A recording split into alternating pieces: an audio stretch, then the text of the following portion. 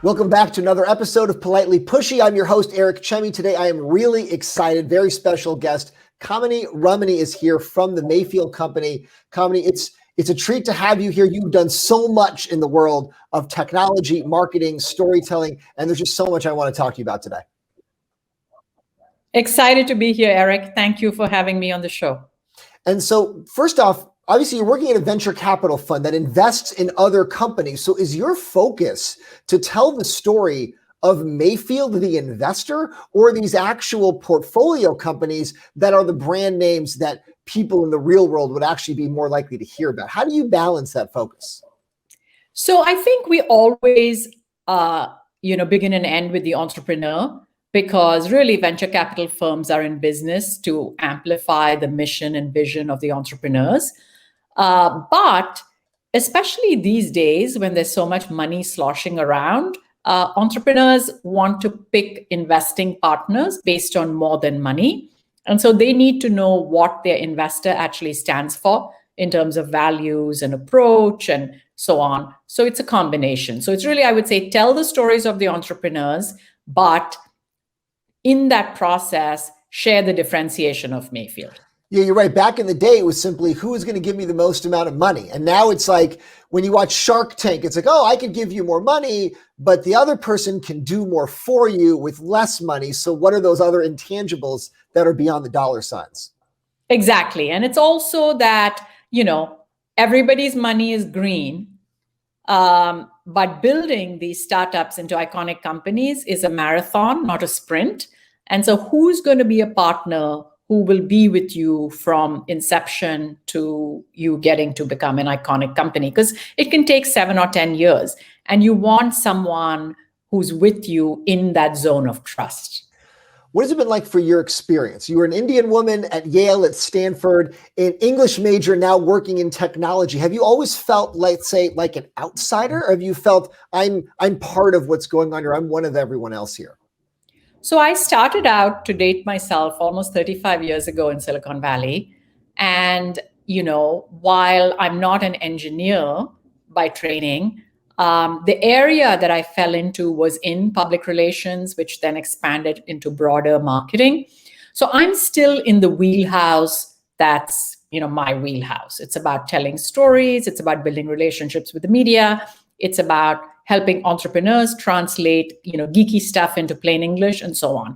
So I've always been an expert in my area, but, I've had to have people explain technology to me, especially as it gets more esoteric. I mean, anybody can understand what a social network is or what a ride-sharing app does.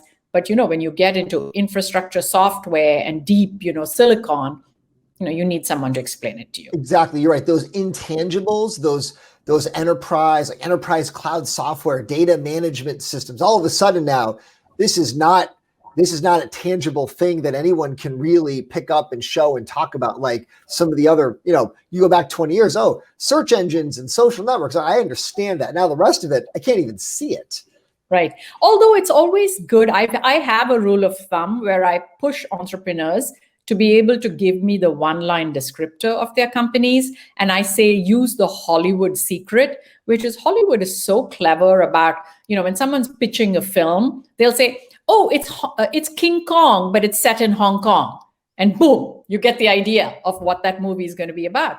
And so I often push entrepreneurs and I say, what's the one-liner to describe? What's the Hollywood descriptor to describe your company? Because, often that shorthand forces you to think more rigorously about what it is that you're delivering. And then you can have all the details of, what you do. But, getting to the most sort of that economy of expression is a tough thing. And it's good to push entrepreneurs to do that. Oh, 100%. It's much harder to talk less. It's much easier to talk more. Exactly. So obviously your background has been in the communications, PR, marketing, that storytelling side of things. Your bio, if you go on the website, talks about crafting stories. But how much of your job is really about crafting stories versus fighting fires and just dealing with corporate nonsense? Luckily for the last 15 years, I've been at a venture capital firm where rather than an operating role in a company, Because I think when you're in a startup or a big company, every day you're fighting fires. It's harder to stay with the strategic long-term initiatives rather than reacting to, either the big event of the day or the crisis of the day.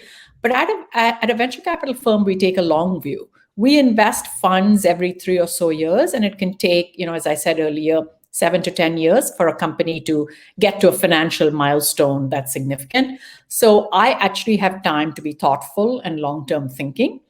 And that's one answer. And the second answer is I'm still finding that despite all the thinking that's gone into marketing and PR and tech, crafting stories remains an elusive skill. So I love doing it. And that's great because there's still a huge need for it. Doing some research on you, I found that you once brought in improv comedians to run a messaging workshop for an enterprise company. Why did you do that? What was that like? Did it work out well? Are you going to continue to do stuff like that for some of the other companies? It was a really orthogonal way of getting people to think about stories. Humor is a very, very valuable tool, as you know. And so this was an experiment of an improv troupe that had actually pivoted into doing corporate work. So they did their day job of being improv artists, but they also knew how to take those skills and apply it in corporate settings. So they weren't an untried group. They actually, knew what they were doing. And I would say it was a fun and productive 4 hours. But I think it's important for that to be in person. I don't know how much that would pivot into our remote first world. So I haven't done it, in the last couple of years, certainly, but I think it was a fabulous experiment because we were all in a warehouse. And, so much of improv is also physical. And so getting sort of these corporate, or they weren't corporate, it was startup teams to actually use their bodies along with their minds to come up with crisp messaging was a really freeing kind of experience. And do you have all the technology people there too, or is it just the storytellers? No. We needed everybody on the team who would articulate the story, especially the technology people, because otherwise you run into that valley of death. Like, the marketeers come up with something and the engineers don't feel it and they're not building that the marketeers are promising. And so it doesn't work. Everybody has to sing from the same songbook. So it leads me to my next question that you don't want to be in that valley, right? Where there's no one understands what the other side's talking about. You worked with Steve Jobs when he was at Next. You were part of that movement there. Was he a better technologist or a better storyteller?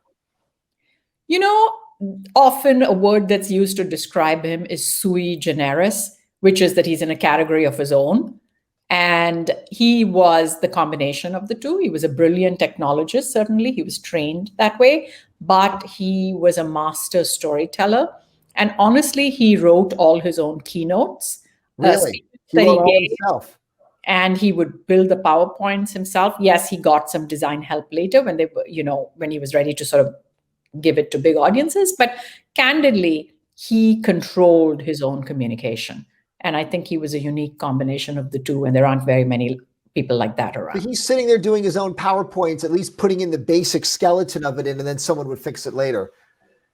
Absolutely. Wow. Yeah, because you don't expect, a billionaire CEO, a major company CEO, to sit there working on their own slides themselves. Well, he worked on it even when he was a billionaire CEO. But at the time that I worked with him, Next was a startup. Yeah. So it was a small company, but it wasn't for a lack of resources. That's his style. He controlled how he communicated, and he had it in his head. And he was actually a master communicator, as you know. So how do you help someone like that tell stories if they themselves are the master? You do one thing, and I do this all the time, every day, is you have to be kind of the sounding board who is both loyal to a fault but also practices radical candor. So you have to be able to give the founder the feedback on what's resonating and not resonating, but building that on them understanding you're their champion. So they trust you, you're their champion. The reason you're giving them the feedback is because you want to play back what the market is hearing. And, at the time, it was pretty abstract, the software that Next was delivering. It was called Web Objects as the internet was taking off. And, sometimes the media we would talk to had no idea. It's easy to explain what Apple does. right? So, but it was much harder to explain what an enterprise software framework did. So it was my job was to play back and say, I think we have to simplify even further, given what the journalists actually understand, and that's the feedback a good communicator always gives to any leader that they work with.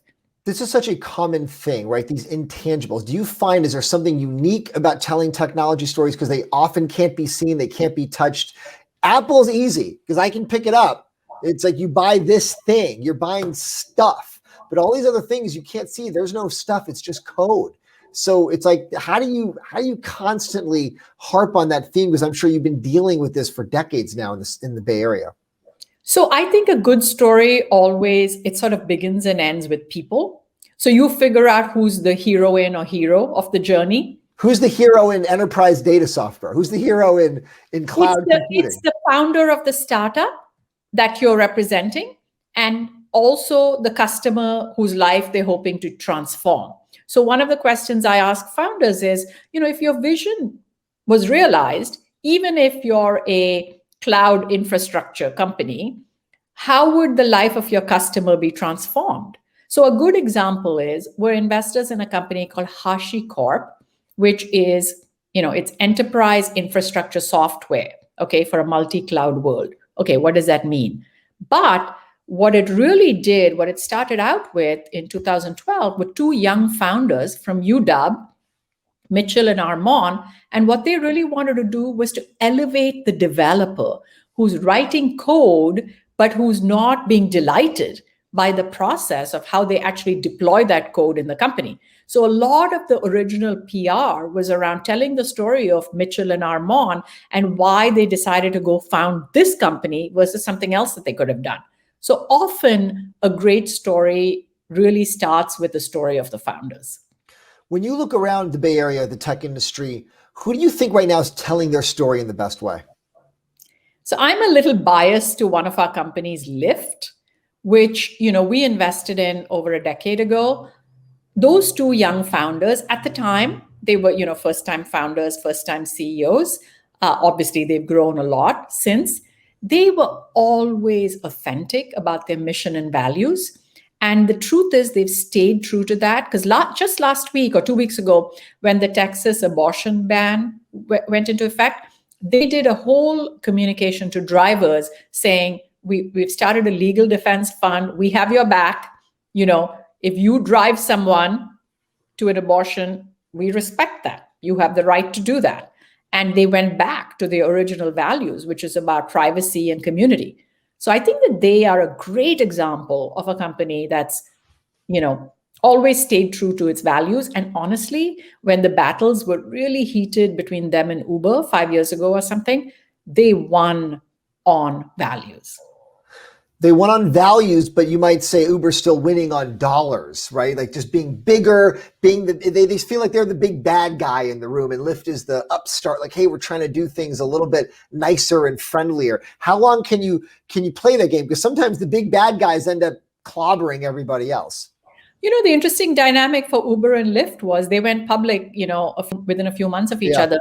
The market rewarded Lyft for what it had built. Yes, it was number 2 in market share, but hey, I think the market saw there was huge potential and there was room for 2 players compared to the 50 other players who tried.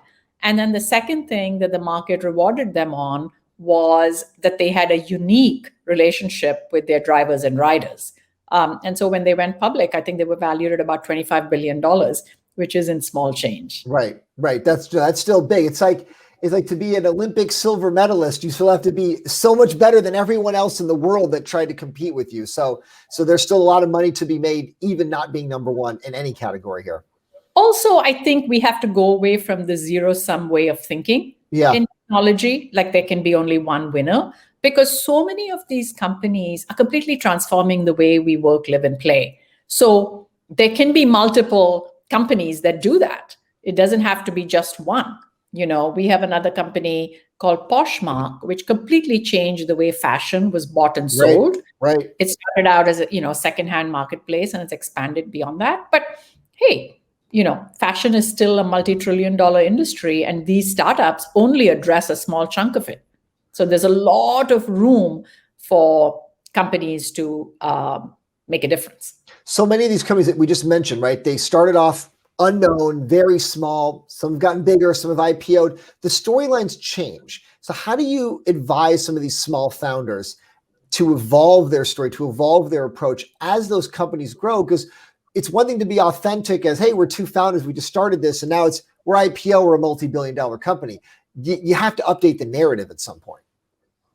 100%. The two things that don't change, it doesn't matter what stage of your company you're in, is to sort of that founding mission and values and culture. Like, what is the DNA of this company, right? That remains constant. And if you look at even the S1s of public companies, like Lyft and Poshmark, a lot of what they said at founding. And, it still was in the S1.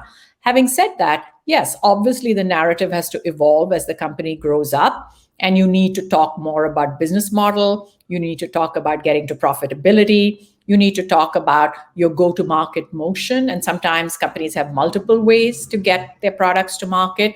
You have to talk about multiple product lines, international expansion, partnerships, all of the above. And I think expert communicators actually know the playbook to do that. Typically, we see praise and support for smaller firms, and then inevitably the narrative goes against them. They're evil, they're too big, they're the bad guys. Do you think this is a common shift? Do you think it's in fact a necessary shift to be part of a great Hollywood narrative, right? You were the up and comer, and now you're the big guy, we have to attack you. Can you clarify what you mean by that? I think about going back to, Microsoft 40 years ago. They were this small upstart, and then they became, government has to attack them, right? And then we go, at that time, Google is an upstart, and now they're so big the government has to attack them. Facebook, they were so small, now they're so big. Same with Amazon. That these companies, when they're smaller, the storyline, the narrative is that we root for them. We celebrate them. We want to see them grow. Then they succeed. Then they seem like they're too big, and all of a sudden, all the media is negative. Everyone's attacking them. They're on defense rather than offense. Do you find this shift over and over again? Do you think it's a necessary shift, right? You're an English major. You've studied all these great stories, and you've studied the arcs of drama, going back centuries, and it seems like we see this same arc over and over again. So I have a nuanced answer to that. I think the big companies that are getting attacked because they're doing the wrong thing. So Microsoft was tried by the government for monopolistic practices. Facebook is getting attacked for not respecting users' privacy. So Google too. It's like do no evil, but then you're sharing everybody's data. That's not okay. So I don't think simply growing into a big company makes you a magnet for attacks. I think Salesforce is a good counterexample. They're a huge company, but starting with their CEO, they continue to do good things. And so they actually get a halo effect from that, whether it's from the philanthropy they do or, the innovative things they continue to do. So I would say that as a startup grows, and you want startups to grow because that's a measure of success, if you can preserve this spark of innovation that made you found the company in the first place, then I think there are media that continue to respond to that, because media too want to root for people who are succeeding against all odds. It's when you become a fat cat company and then you start doing the wrong thing, then the journalists have to call you out. We keep saying the word story, and I think sometimes people forget what that word means, right? Stories are what we read in novels and in Hollywood stories, right? We think about journalists, they're writing stories. Do you find that these tech companies and PR people, communications people, forget sometimes what story is? A story is a narrative, not just facts and figures and descriptions of features on your latest product release. Do you find that you have to help connect those dots sometimes? Yeah, I think good communicators should just remind themselves of the basic elements of story, which is you have characters that are memorable, you have a plot, you have a beginning, middle, and end. And then, along the way, you have some drama that gets resolved. And, maybe if it's a fable, you have a moral at the end that, sort of tells what the essence was. And I think that often I find PR people, when they think in terms of pitches, they're not thinking in terms of put yourself in the journalist's place and what are you going to do to hook his or her imagination that there's a story that they want to tell, that you're feeding them a story that they can tell.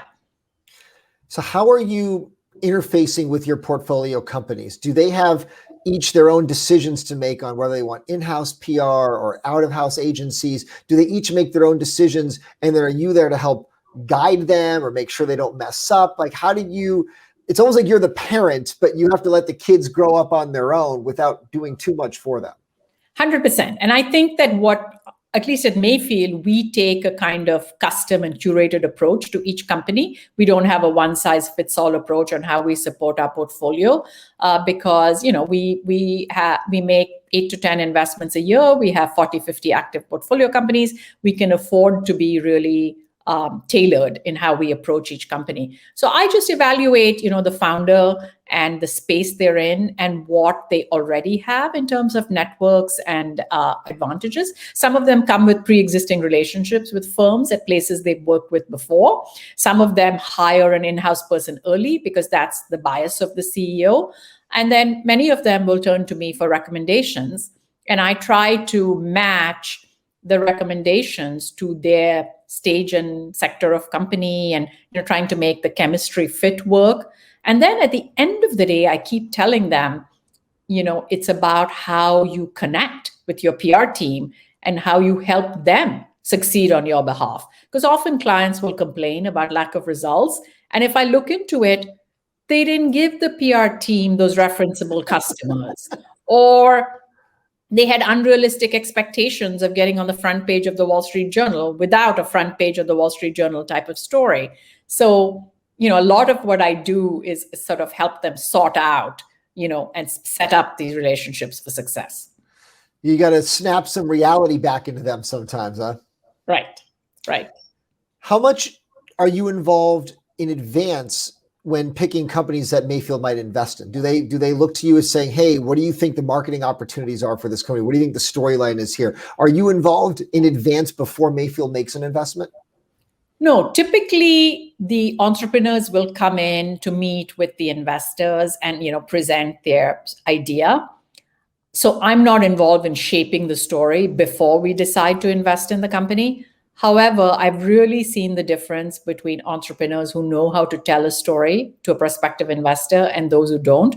We jokingly call it the art of the pitch, because you have 6 or 7 slides, you have 15 minutes of an investor's time to capture the imagination, and then they engage more deeply if they get intrigued. And, there are some founders who are amazing storytellers and some who are not.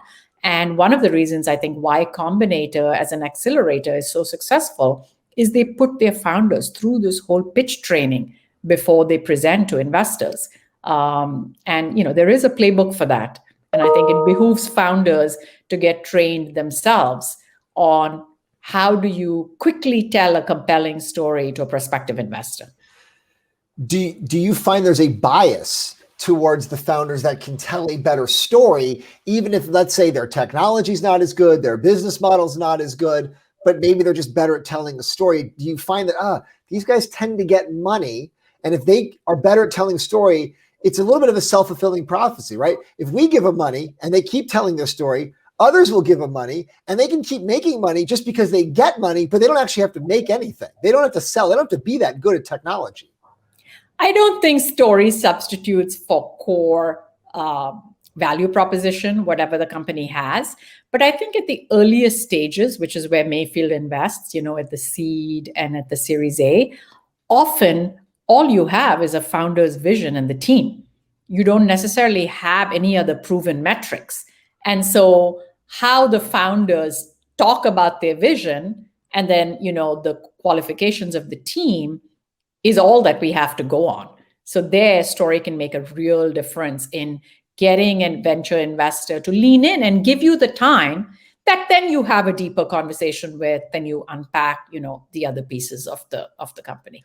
When Mayfield decides whether or not to give money to one of these founders looking to raise capital, how many people are making that decision? Is it 2 people? Is it 5? Is it 20? How many votes are in the room that are thumbs up or thumbs down?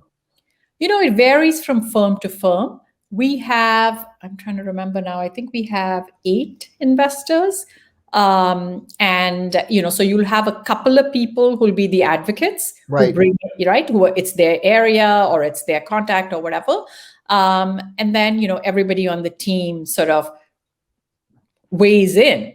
But our managing partner likes to say, if everybody agrees, there's actually something wrong. There should be some healthy dissension, because the most non-obvious ideas are the ones that go on to become big things. When we invested in Lyft, it was sort of a previous iteration of Lyft. It was called Zimride, and then they pivoted into Lyft. I mean, often these early stage companies pivot.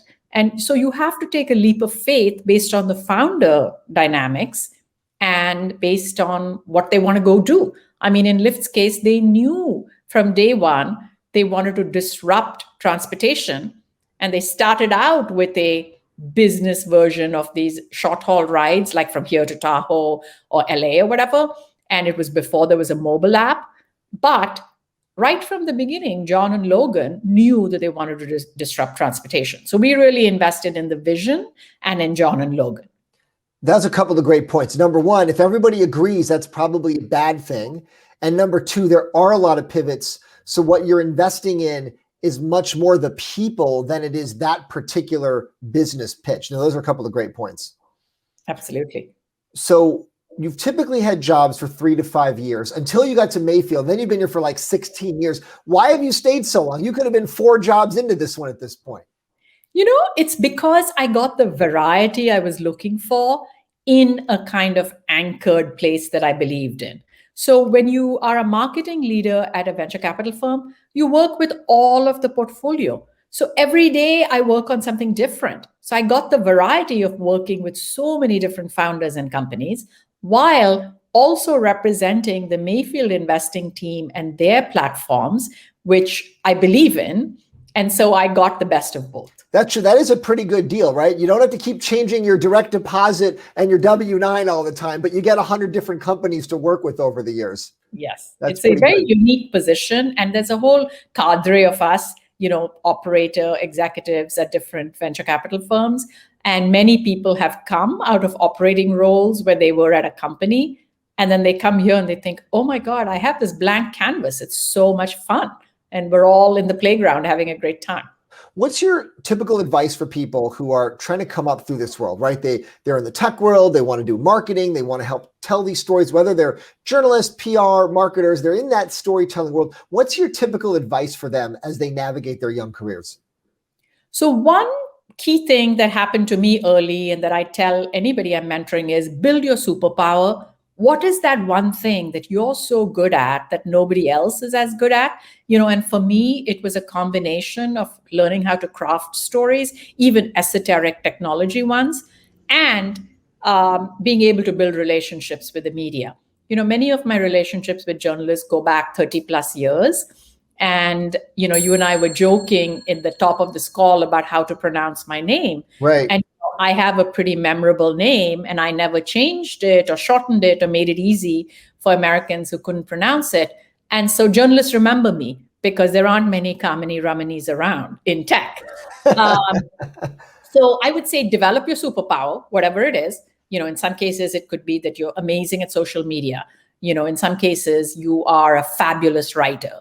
In some cases, you are amazing at events. Whatever it is, develop that one superpower and then round it out with all the other things you have to be good at to succeed in a broad marketing role.